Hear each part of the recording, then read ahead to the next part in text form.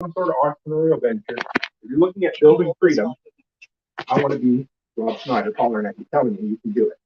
And I got lucky enough to be the first person to open up the LFTN workshop for a presentation. So I figured, hey, I might as well get you guys all riled up and excited, and I'll be your cheerleader for the next, what do we got, 3 days, 2.5 days? I got 4 more days of freedom south of the border, and then we got to go back to beautiful Canada. So anyway, from there, when we're working for ourselves, right? We're working for the man. Everybody, you're going to work 9 to 5 every day. Our identity's tied up in just that. We don't even realize maybe that there's more to life because that's all we've ever done. You meet somebody new, it's the first thing they say. Beautiful weather, right? Then the next thing, what do you do, right? What do you do? And for me, I sold building supplies. I was into sales. I did it for a lot of years. And I was so blind to doing sales and working in building supplies and I was so miserable that I didn't even know that I was miserable. And I'm not saying that's the case for everybody, but that's the way it's been. That's the way it was for me. And then one day, I met a beautiful woman.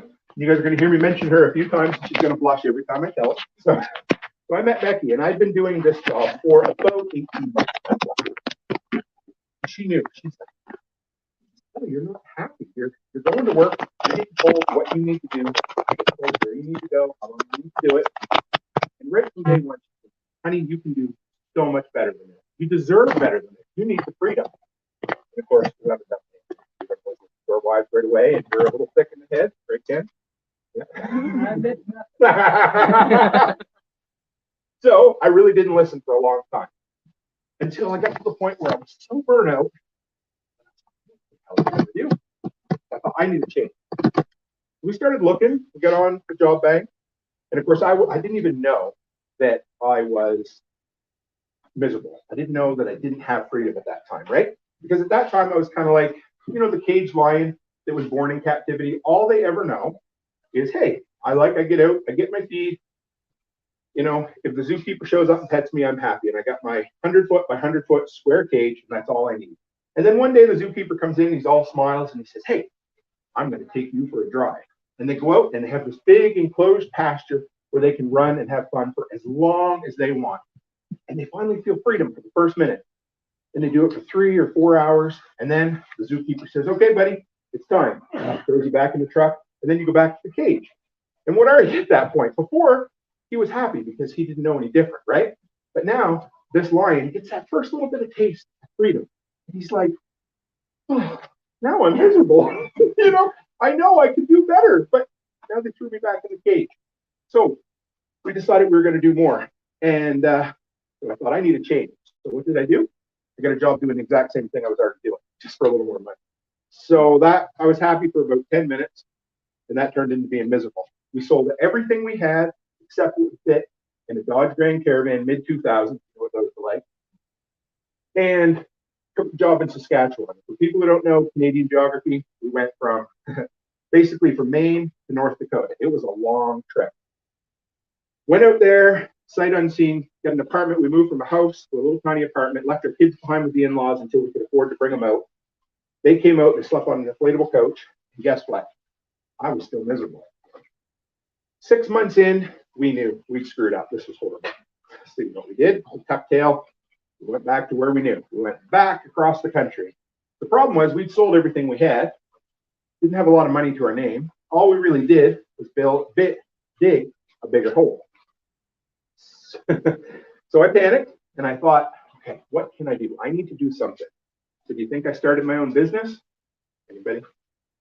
Spoiler alert, I went back to selling building supplies for the third time because that's all I knew. I was like the caged lion that's like, I kind of like freedom, but shit, now I'm not going to do it, right? So I went back.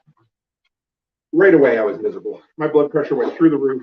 I felt like I was walking on a boat all the time, because my blood pressure was so high. If I'd have stayed there, I'm sure I'd be dead. It was awful. So eventually, of course, Becky says, you need to do something, honey, anything. And I promise, I'll tell you about starting my business, but I got to tell you about how thick in the head I was for a long time. I quit. I went, I started lobster fishing, which was incredible. I loved it. You go out on the water, you have a great day. It's free, still working for somebody else. But I finally discovered I loved working outdoors. So Becky's like, well, why don't you do something? And of course, we dug ourselves a huge hole going, out west and back. So I got an invitation. My in-law said, hey, you want to come out, sleep on our couch in our mobile home and work in the oil patch? Because this was 2013 when oil was booming. It was, I hopped on a plane. I literally took the last, I can't remember how much money, if I try to tell you, I'll be lying, but whatever little bit of money we had left, we spent on that plane ticket. And I left Becky behind in a 130-year-old house with 5 kids working part-time at the dollar store, trying to keep the power on, while I went out there looking for a job. And I found a job right away. It took me 5 months. We started getting our feet under us, and we were doing really, really well, starting to make money. She came out. She was happy. We finally paid off a lot of our old debt, things we were doing, and we said, you know what? We're going to take a trip. We're going to go to Las Vegas. The day that Becky's vacation started was the day that the worldwide price of oil crashed. And they called her in on the first day of her vacation and said, I'm sorry, your services are no longer needed. So as you can imagine, that vacation, we did the best we could, but it wasn't the funnest vacation. 3 months later, my company dissolved that I worked for, and we were back to square one. But I finally said, that's it. I've been kicked in the where enough times. I'm done with it. So I started my own business. Hung my shingle and I said, I'm going to run a hay business. And I lived happily ever after.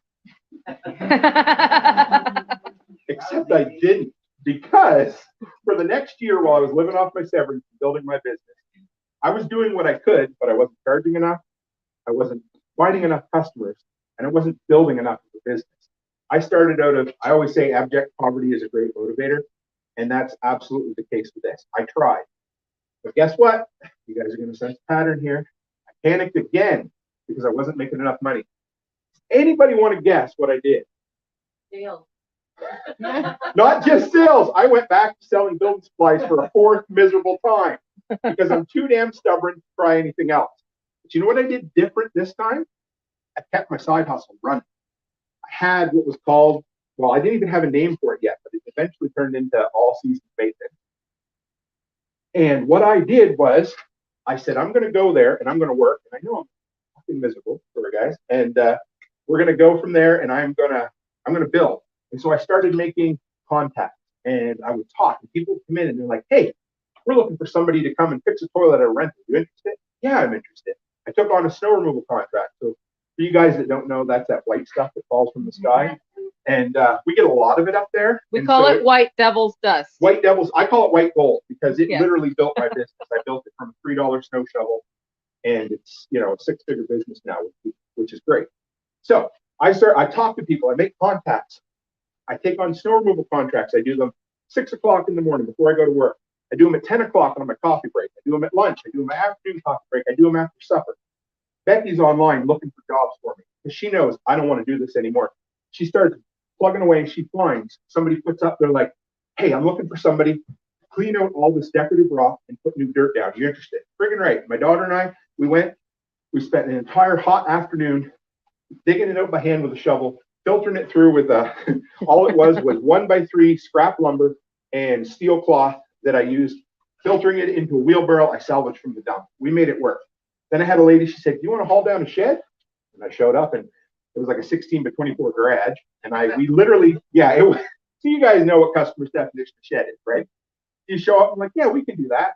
I think I priced like $500. If I did it today, it probably would have been like 4,000 or something. But anyway, we go in, and I had never done this before, and I go on YouTube and I'm watching videos. It's a good idea. So what we do is we knock all the walls out except 4 posts. And then 2 of us put a rope on each post, and we pull the whole damn thing down, and we had 6 inches to spare from the neighbor's line and their fence, and we brought that right to the ground, and we did it. Everything I ever did in my business, I had never done before, or I had but had never done before. Okay. So I was learning as I went.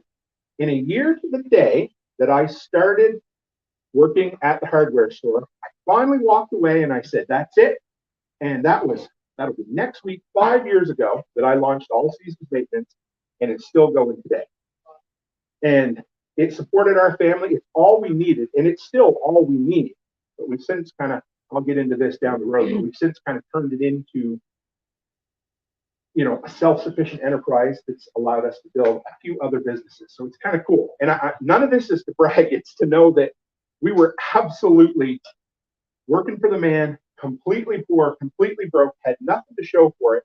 And we eventually pulled ourselves up by our bootstraps and lived the American dream in Canada and built another business. So anyway, I want to ask you, what is your definition of freedom? Does anybody want to share with me their definition of freedom? Why? What's freedom to you, Nicole? Freedom is the ability to choose my priorities every day. Absolutely. And I have it 100% of the time, even if I'm in jail. I just have a different list of priorities to choose from. Absolutely. I love that. So we have you guys use Telegram and stuff. My workshop community, we interact, and I asked some of my guys on there. I had to write this part down for you, but it was the ability. One guy said the ability to make our own decisions and deal with the consequences and the rewards without interference from anyone else. And the other one, I think that was from Nate and Aaron. This one was. You guys here somewhere? There, way in the back. There's my buddy Nate. Says to think for myself and my family. And I forgot to write the rest of it down, but basically make decisions for myself and my family without outside interference. And mine's even simpler. It's go where I want, do what I want, spend what I want without anyone else telling me, other than the wife, of course, what we can and can't do, right? And if you guys are, the freedom-loving, either, if you're a voluntarist or an anarchist, the big idea is, right, don't hurt people and don't steal their shit. We've heard that 1,000 times. And that's what we want to be able to do. We just want to be able to make our own decisions or find our own version of freedom through entrepreneurship. And that's where it comes from. And the cool thing was, while we were on, it was actually kind of neat. I've been doing quite a bit of presentation or quite a bit of preparation for this workshop while we've been on vacation. And it hit me while we were walking on the beach one day. And I said, honey, we couldn't be on this vacation. I wouldn't be here at lftn 2022 if it wasn't for the freedom that we found in entrepreneurship. And because I built my schedule around being able to have some time independence, freedom, and that kind of stuff. And so this is the type of thing that entrepreneurship affords people. Now, the thing about entrepreneurship, and I'm going to tell you this before we go too far into it, is full-time entrepreneurship probably isn't for everybody. And that's totally fine because, of course, I'm supposed to be up here telling you that entrepreneurship is the only way and it's for everybody. But it might not be, and that's okay. But some form of entrepreneurship probably is. A side hustle or 2 side hustles or 3 side hustles, whatever it happens to be, something like that might just either dig you out of debt or give you that freedom that you can say, you know what? I don't like what this boss is asking me to do. I don't like the fact that they're telling me I need to make certain medical choices. So I'm going to walk away because I have some income with the side hustle and I can wait and find myself somewhere else. And that's kind of the freedom that comes along with it. And here's the thing too, and sometimes I say this, do as I say, not as I do. And I've told you guys, you've seen my path. It went across North America 3 times looking for independence and freedom and entrepreneurship. And what I love to say is, don't do as I do, but listen to what I teach and think about how it applies to your life. You don't have to do exactly what I did. You don't have to do anything what I did. But maybe listening to my path and what I'm talking about is going to tell you guys, oh, yeah, okay, I want to start a seamstress business, for instance. And that crazy Canuck who flew down here and built a business, if he can do it, I can probably do it too. So you don't have to follow my path. But what I want my path to do is to inspire you guys to do something great. Is that something we can live with? There we go. I'm not putting you to sleep yet, am I? All right. So here's the thing. How do I become an entrepreneur? Where do I start? What do I do? And again, I'm going to tell you a few stories about my wife, but it's because she's my partner in crime and she helps me. When we first met, we dated for 4 months before we got engaged. We got engaged on Christmas Eve at the lighthouse. And from that day forward, I knew that I was a fiance. I was going to get married to the love of my life. But I didn't really know it. You know how something's new and it's exciting, but you're not really sure. And I remember the first time I told somebody, I'm like, hey, that's my fiance. And I was so proud. And that's the same way with entrepreneurship. I started a business, and for a long time, you're going to feel like an imposter. You're going to be like, I'm not an entrepreneur. Why am I an entrepreneur? Well, the first thing you got to do is choose to be an entrepreneur. That's simple. It's just like being a content creator.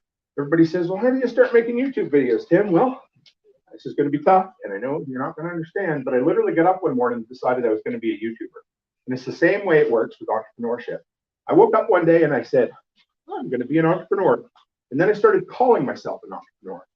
And for like 6 months afterwards, I didn't feel it. I didn't believe it. I was living it and I was saying it, but inside I didn't know it. So if you're waiting for someone to give you permission to be an entrepreneur, I give you permission. Now, don't get me in trouble with your wife, because if anybody's significant other calls me in 3 months and says, I don't know what you told my husband at LTN 2022, but he went home and quit his job. All I'm going to say is, I don't know who the hell you're talking about. I don't know what LFTN 2022 is.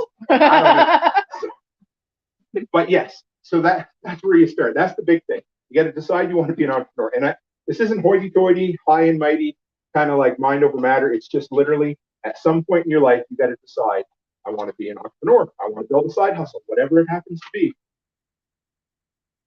And then you're going to be like, okay, Tim said I can be an entrepreneur, and this is where I can go. And you're going to decide, all right, I want to do something. You know, I want to build, farmer's kind of life, for instance, right? And you got to do it every day, don't you, Amy? Right? But when you first start, the first thing, yeah, okay, Tim said I'm an entrepreneur, great. And then that old brain's going to start going, right? It's going to say, hey, you can't do this. What's wrong with you? You know, you don't have, there's all these objections. Your brain's going to start jumping up. And I still get them. I'm up here talking to you guys. I create content on a regular basis. I've had a successful business for 5 years. My brain still jumps up and gives me objections. So that's okay. The first one's going to be, what are you talking about? You don't have time. We're all too damn busy, right? Nobody has any time. And you're right. You don't have time. But there's an old pastor friend that I knew years ago that always said, you make time for what's important to you. You say, yeah, well, that's just a pat answer. And it is, absolutely. But the way we find time to build our business, literally, you have to look at your day and you say, okay, where can I do this? And I decided I was making my business, the all seasons maintenance. It was a good thing. It was going. But I wanted to start building into content creation. So I decided, all right, I'm going to get up an hour early every day. And I'm going to work on it for that hour every morning. So I made an extra hour. Instead of sleeping, I got up and did it. You might say, okay, I'm going to take an hour in the morning, and then I'm going to take an hour after the kids go to bed at night. And I'm going to do that 5 days a week. And that is going to give me 10 hours a week. And what could you build? What incredible thing could you build with 10 hours a week from that simple, right? For me, I wanted to last summer, I really wanted to kickstart my YouTube channel and do things.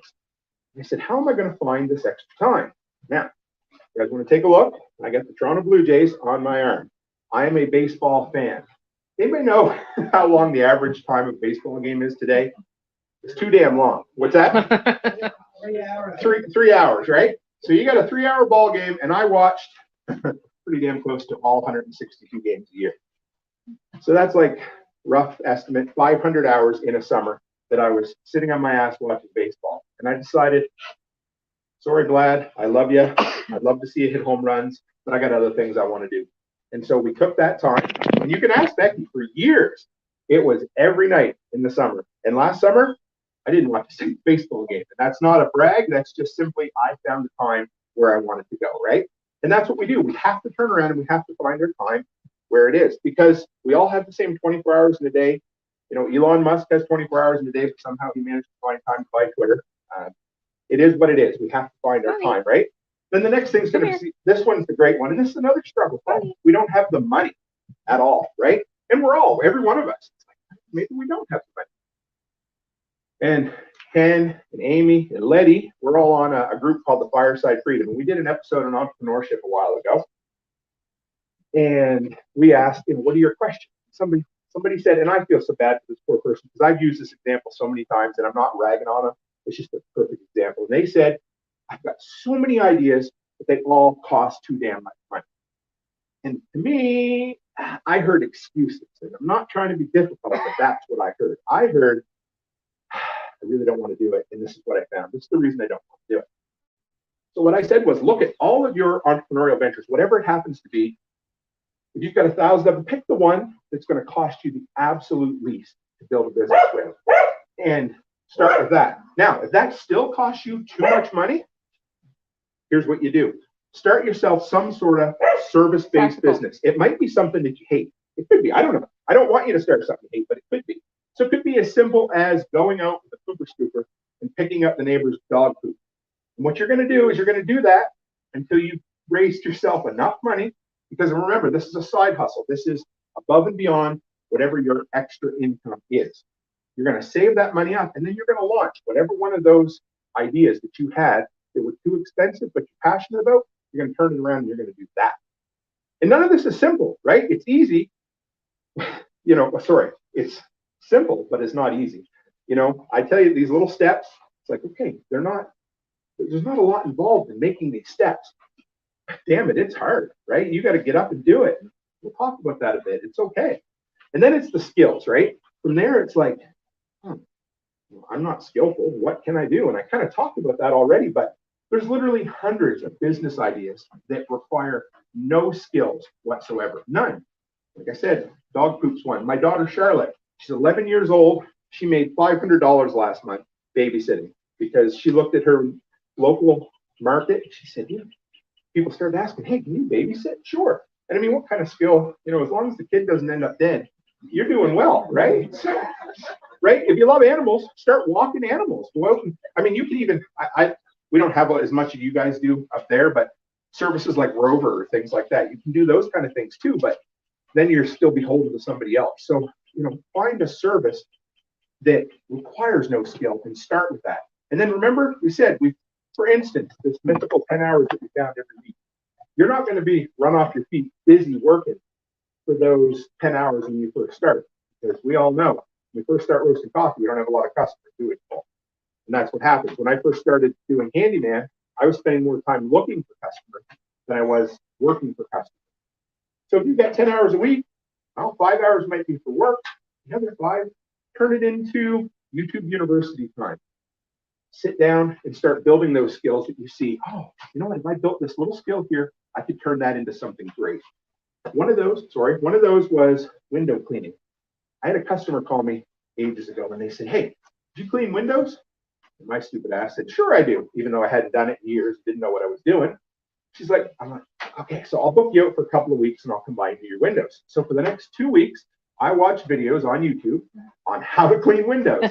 I ordered what I needed to clean windows off of Amazon and I had it all ready. And then I went out front and practiced. And the neighbors must have thought I was an absolute idiot because I probably I was out there washing that big picture window probably 70 times until I was just good enough that the customer wouldn't get pissed off and not pay. So I built, and then as I went on, I was able to build those skills up and keep going.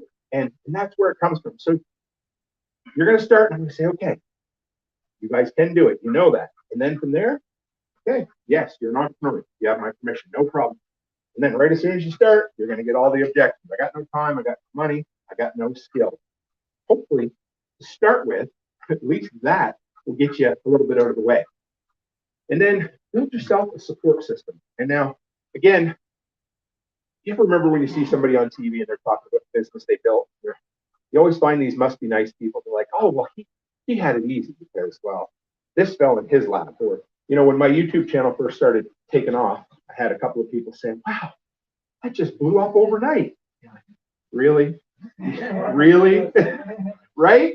Yeah. You know how many hours and days and weeks of making content or, looking for customers and there's nobody there?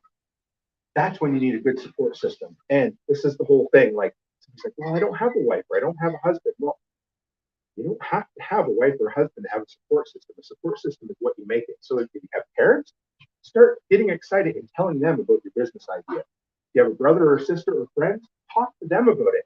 But the big one is surround yourself with other entrepreneurs. Find other people who are like, I really want to do this, but I've never done it before. Well, let's learn together. Or even better, find a local chamber of commerce or business owner groups and start chatting with them. Rub shoulders with them, because the people you hang out with are the type of people you're going to become.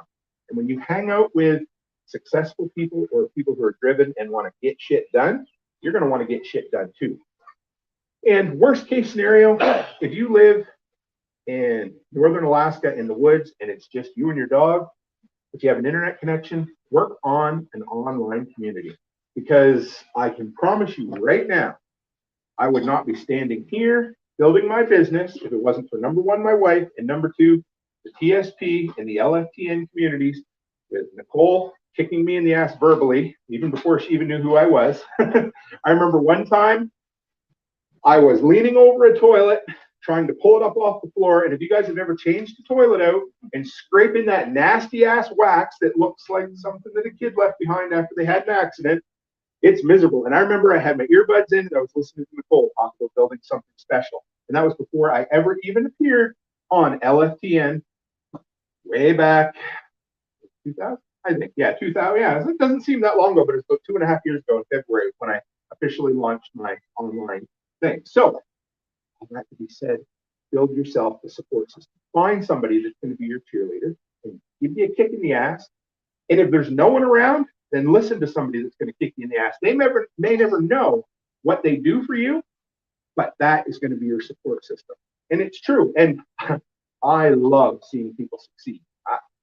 Gary Brown, you are the man, and I am proud of you because he has built himself something special, and I am. And Ken, you're the same way. I'll forget 1,000 people, but I live to see other people succeed. So when you are succeeding, that just makes me joyful. It makes me happy. Share with me. I love to hear it. It's great. Now, here's the thing. As you get going, you got to look at your market, find out what you need, find out what is needed. I started my handyman business simply because everybody told me, hey, Tim, you know what we need? Somebody to do small jobs in our area because there's nobody that does. We have 2 contractors. They do all the big jobs. They don't want to touch the small stuff. To them, a small job is still like $10,000. I don't do that kind of work, but they just have no interest in doing small jobs. So I filled a niche. I was able to do it. Then look at your skills, look at your interests. Go from there and say, okay, now there's a market for these type of skills, these type of offerings. What do I do that I like? What am I passionate about? Am I one of the crazy people that likes cleaning windows? Well, if I am, I'm telling you, you can make a lot of money. In my area, you can make $100 an hour cleaning windows, and that's without even trying. And I live in a town of 1,500 people. And what could you do with $100 an hour? That beats almost every other job out there that you can get right now, right? And that's literally cleaning windows while I listen to other people talk to me about why I should be cleaning windows, because that's what you do, right? And then, so you look at your market, look at your skills, the things you're passionate about, and then this is my favorite part because I just like to hang out in my workshop, but look at the stuff you have on hand, okay?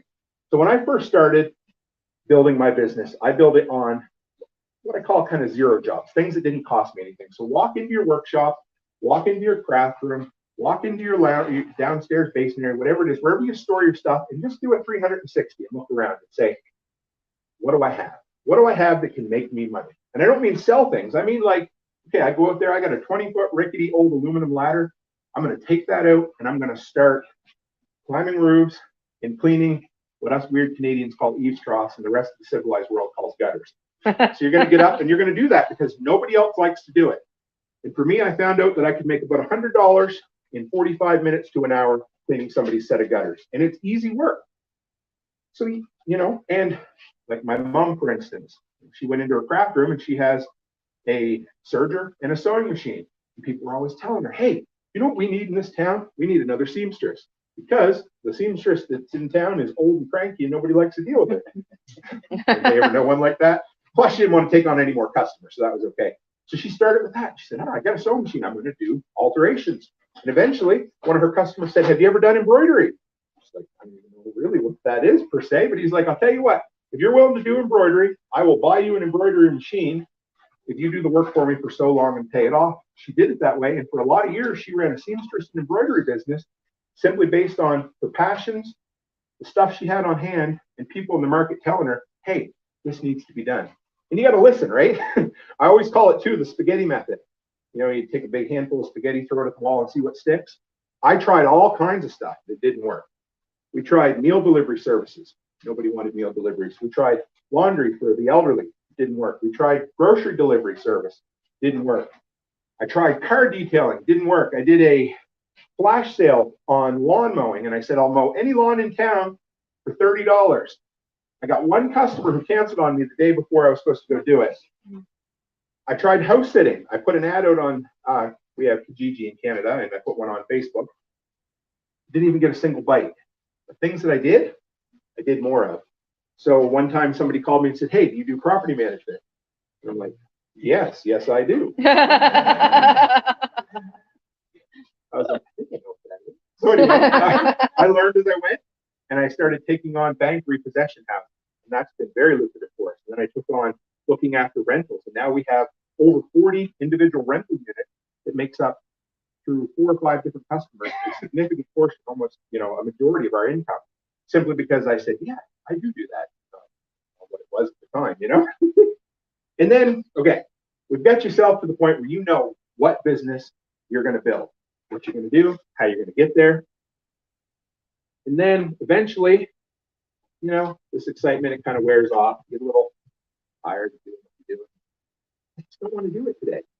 Here's the next thing. I told you this stuff, it's simple, but it's not easy. You got to develop your superpower. And this is something I'm pretty damn good at now, but I can promise you I wasn't at one time. And this is doing the right thing every single day, no matter how miserable you feel. It's, okay, I'm going to make content, and I just hit my 500th video on YouTube, and I've been making content for just over 2 years. Because every single, oh, no, thank you, but it's all right, yeah. Simply because, all right, there you go. And that's because I built the superpower of doing what needs to be done, and I get it done all the time. And if there's a day I know I can't get it done, I make sure it's done the day before so that it's ready for the day. I've got podcasts coming out, new content while I'm away, because I knew that I was going to be lazy and sit on my ass. I knew I couldn't do it the whole time, but I wanted to make sure shit still came out, right? So you got to develop that superpower. So whatever it is you figure out that you need to do to build that business, you got to do it every single day. If you've got that hour every morning, that hour every night, it's easy, but it can be difficult too. You just got to keep going with it. So develop your superpower. Now that part's not too bad. That'll get you over, those first few weeks, first few months in business. And then there's going to come what I like to call my terrible, horrible, no good, very bad day. And I've had more than 2, but I'm going to tell you about 2 of mine. I'm going to tell you about one that we had in the daycare. And this is the day that you decide I'm done being an entrepreneur. Because all that bullshit that Tim spewed at lftn, he's full of crap, because this is miserable. So the first one, when I was first starting, I took on a plumbing job. And it was way more than I should have. And I priced it way too low, even though I did what I tell people. And I priced it higher than I thought I should, so I wouldn't get it. And the guy's like, yeah, I'll take you. So I'm crawling around underneath of a mobile home. That's something I've specialized. Even my big old butt can get in under mobile homes. Nobody else wants to do it.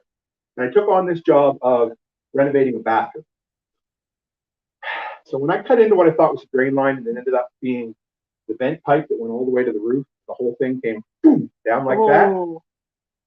I knew I was way in over my head. I had to spend more on tools to even think about getting the job done. And when I put everything back together, and the guy went to flush his toilet and nothing in the house would drain, I felt like a failure. And I went home and I sat on the couch, and Becky should tell you, I was scared shitless. I was just anxious beyond being anxious. And I told her, I said, I'm giving up. She said, no, you're not. You'll figure it out. So I sat there for 15 minutes and I wallowed in self-pity. And then I decided, okay, I need to keep doing this because I'm doing something special and I love it. I need to fix it. I need to make it right. I give the guy his money back. I got him in touch with a plumber that was able to fix the issues I caused. There was no hard feelings, but at the moment, I thought for sure I'd screwed up big time and I was done. And then the next one was winter of 2020. We built our snow business, and it was a lot of fun. And I had done it with a backpack blower and a snow shovel for a lot of years, and a quad with a plow on the front. But what I didn't have was a snow blower for getting big piles in small areas. And I figured I'd be okay. And then we got this snowfall. It was about 18 inches of the hardest snow you'll ever see. It was packed harder than the sand on the beach in Daytona. It was just like you couldn't move it. And I went out and I said to Becky, I said, it's still snowing and we can't even manage to get this one property done. And we have 25 properties. I don't know what I'm going to do. I went, and that was just the first. And then the plow on my quad, it broke. The battery died in a truck. The 4-wheel drive went in my backup truck. And we were storm stayed. So even if I wanted to buy a snowblower, I couldn't leave town to go get one. I was hooped. And I told her, I said, I'm done. Just walking away. We're going to close it up. I'm sure we'll get sued or something, but I'm done. And she's there listening to me. Yes, dear, playing on her phone. What the hell is she doing? She's not even listening to me. 10 minutes later, she says, hon, hop in the truck, go across town, go pick up the snowblower.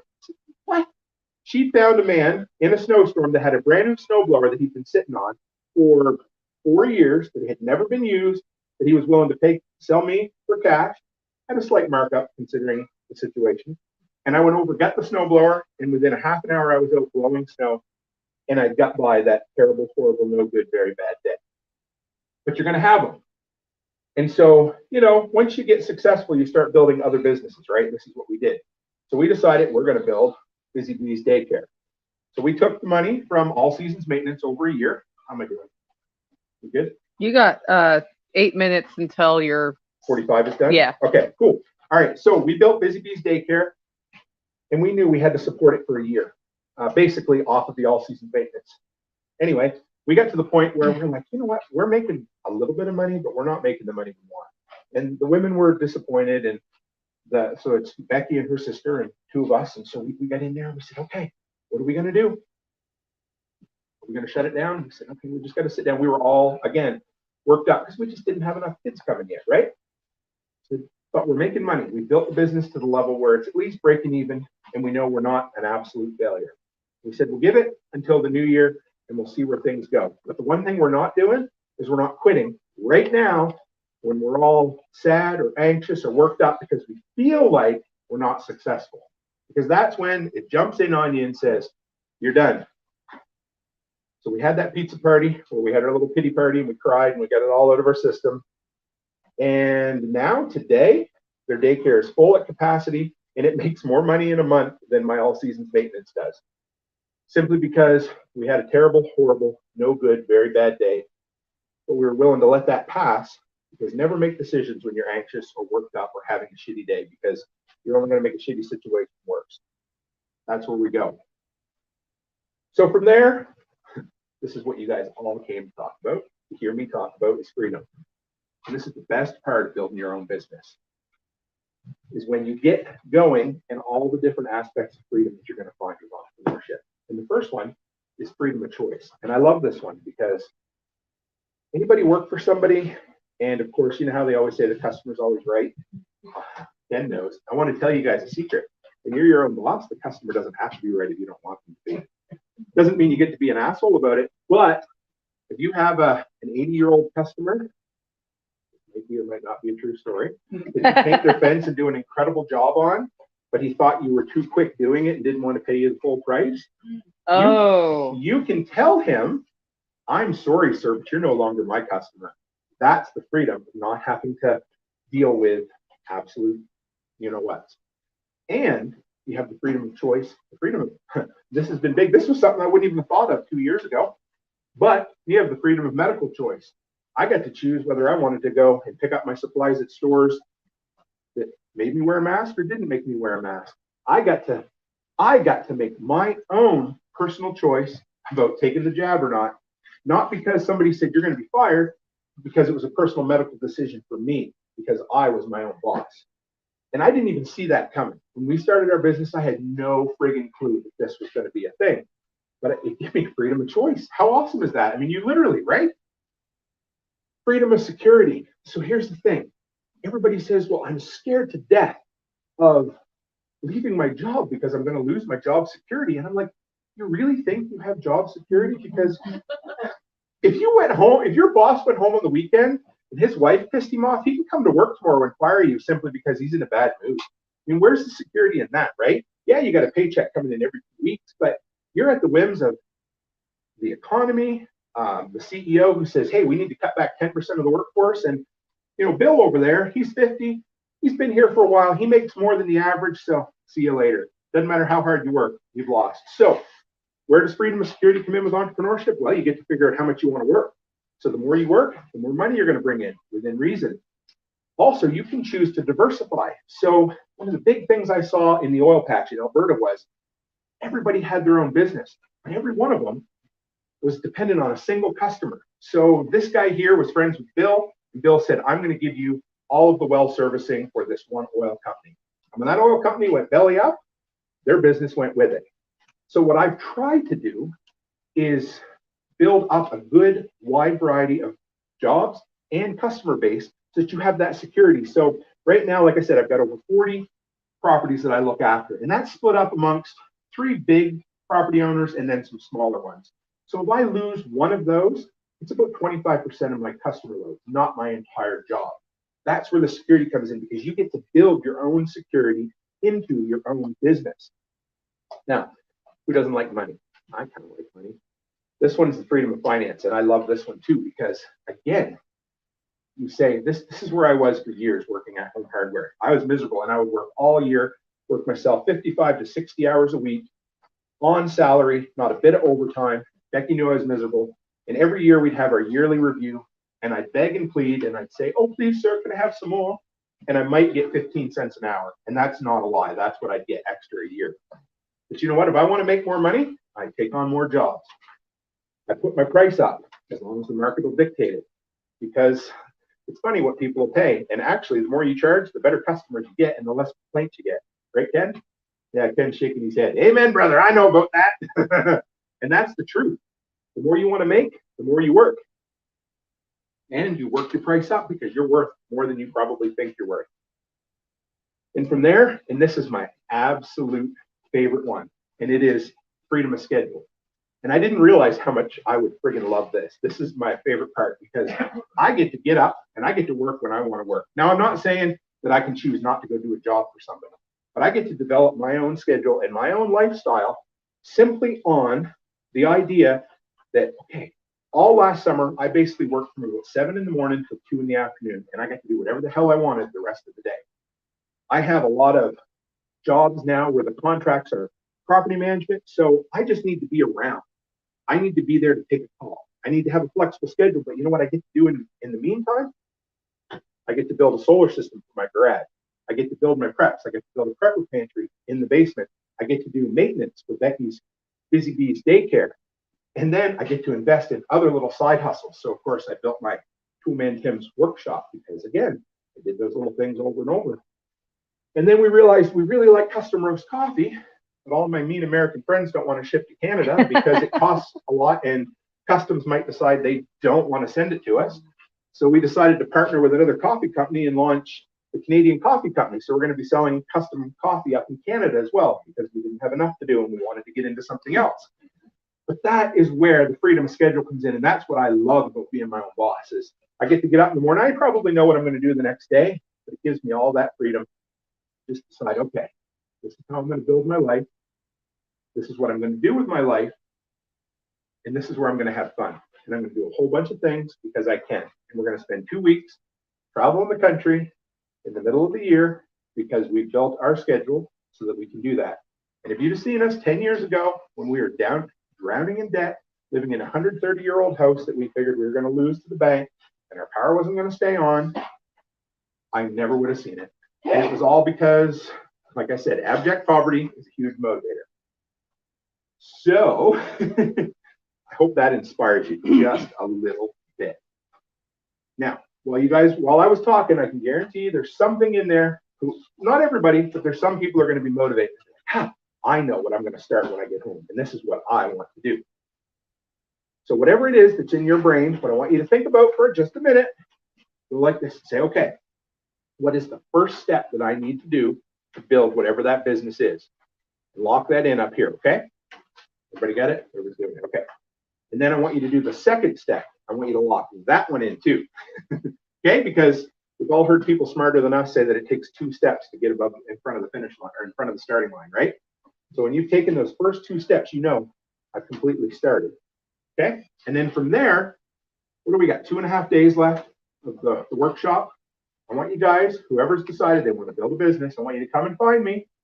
I will make time for you, I promise. I might like to talk, I might like the sound of my own voice, but I'm a good listener too.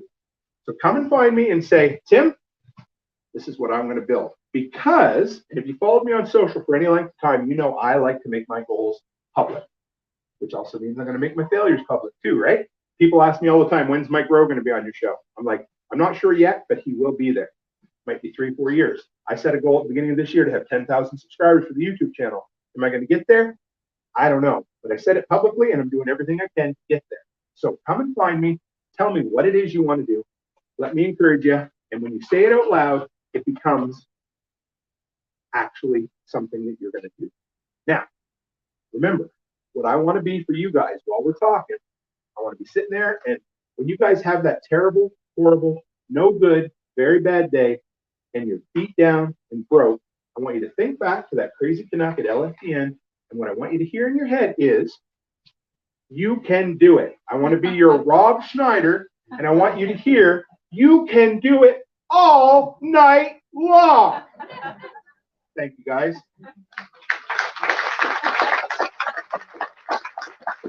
Are you doing 15?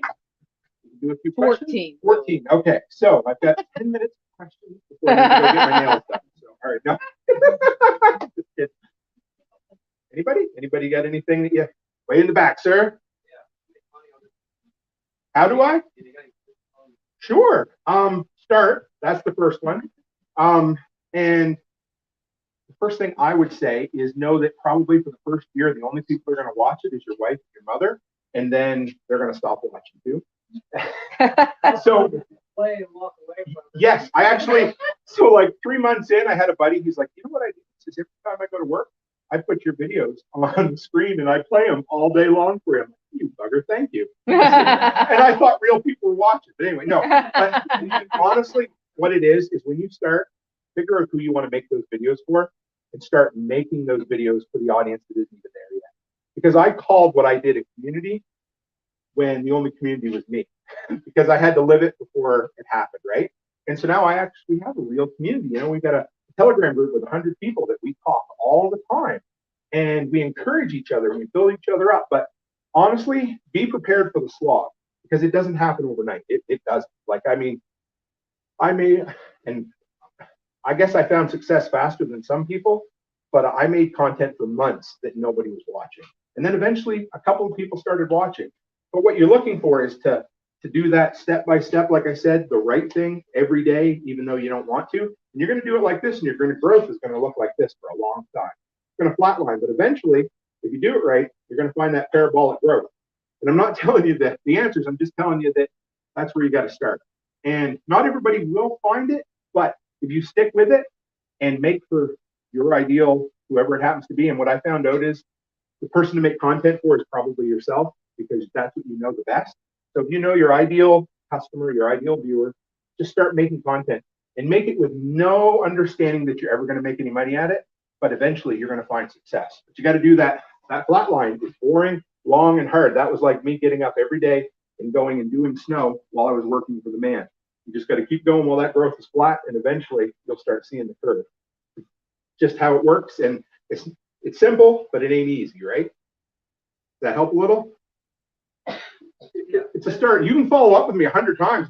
I will give you, as long as I see that if I give somebody advice, they at least listen to me, I'll keep giving you advice. I love to talk. So,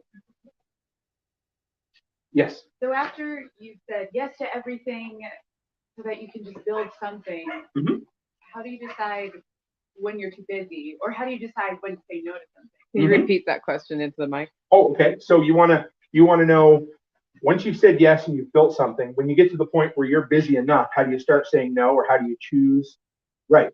And what's your criteria for deciding this isn't worth my time anymore, yes, or this person? So at first, I would say, of course, you say yes to everything, right? That's the big one. And I'm really bad at saying no, so that has always been a struggle for me. I've taken on too many jobs at times.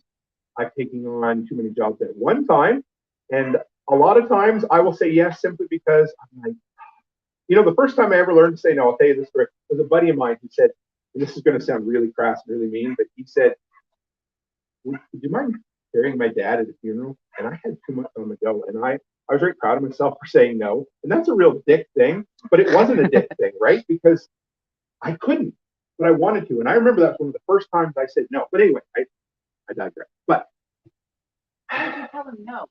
How did you, I said it. I did. And you feel like an asshole? Yeah, but it gets easier. I will promise you this. Property management has helped kicking my skin a lot. Because you deal with a lot of people who make a lot of promises who don't keep a lot of promises. So eventually you got to realize it's business and you are the important, right? You need to know that if I say yes to this, I'm going to be friggin' miserable. But that's just, how do you actually decide, right? For me, I start looking at what's making me the most money for the least amount of work. And I know, like, because that's what I want. I want to be able to bring in the most amount of money. So things like I said, window wash. You know, if I told somebody that I charge $100 an hour to wash windows, they'll never hire me. But if I tell you I charge $5 a window, you know what's great about that? They don't care how long it takes me because they know how many windows they have. They know how much they're gonna pay me, and I know that I can do 20 windows in an hour and make $100 an hour, and nobody's ugly. They're happy about it when I'm done. So I look at things that make us the most money for the least amount of work. I look at the things that bring me the most joy at this point too, because eventually you get to the point where you get to choose to do things you want to do. Because if we're building all this freedom for a bunch of shit that we hate to do, you might as well keep working for somebody else. So find the things you love to do that get you excited, that make you smile when you talk about it, or at least that you don't absolutely hate when you first start out, and try to do more of that too, right? And like I said, it's a spaghetti method. So at first, you're going to take on a lot of shit you don't love, probably some stuff you really hate too. But as you go, it really is a bit of a natural process. You start finding, okay, this is what I really like to do. And eventually you will get to a point where you can pick and choose. But as far as the no thing goes, you will find a point where you're like, if I keep saying yes, I can't do anything for anybody and I'm going to be no good. And this isn't why I did this. And I felt really guilty for about a year doing that because I was like, man, I just want to keep building. But then I'm like, this isn't what I wanted to build. I want to be able to build a bunch of things because I have a problem. I get bored with things. So I start one thing and I love it and I get going. And then I'm like, I need the stimulus of starting something new. So if I kept having my day completely full with absolutely all handyman stuff, eventually I'd get burnt out, right? So let your gut tell you, and it's never perfect, and there's still times you feel bad for saying no, but it will get easier. But just find the things you love and find the things that make you the most money for the least amount of work and build around those and practice saying no. You know, I remember when I was in college, we went on this mission trip and the professor wanted to take pictures of us. And so everywhere we went, and that was before smartphones, right? And I had one of them smiles that was like, right? So you know what I did, and it's really goofy, but I went into the bathroom for like 2 hours and I practiced smiling until I was like, okay, I can live with that, right? And so that's the same thing you got to do with practicing to say no. Go in the mirror and holler at yourself. You're like, nah, I don't think so, or nah, it's not worth my time. You know, you'll find a nice, polite way to say it. I'm not like, no, but you know, you have to get comfortable with saying no, or you're never going to be successful. Or you might kill yourself with your own success. Anybody else? Or the best reply I heard last night, I don't do charity. Right. I love that. It sounds like passive aggressive, but polite at the same time. Yeah, I'm sorry. We just don't have time to do that. Or, you know, I've already expended my charitable hours and donations this year. I'm sorry, I can't help you this time, right? So, yeah. Anybody else? Oh, back. Oh, I'll come. Yeah, go ahead.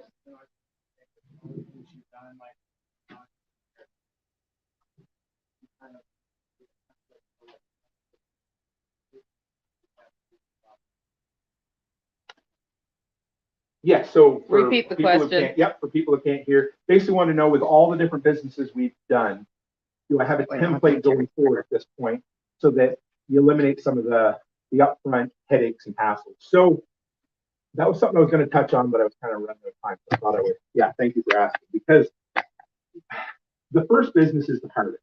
I'm going to be on the talk but the first one is absolutely the hardest because everything's new, right? You're learning. I'm not just learning how to clean windows. I'm also learning how to find customers. I'm also learning how to look at the market, and I'm also looking at how to make sure I charge enough. But once you get that first one, Becky and I said that, you know, the first one's the hard one. Once you get that first one under your belt, you've made a lot of the mistakes. It's like you now have the wisdom that you need.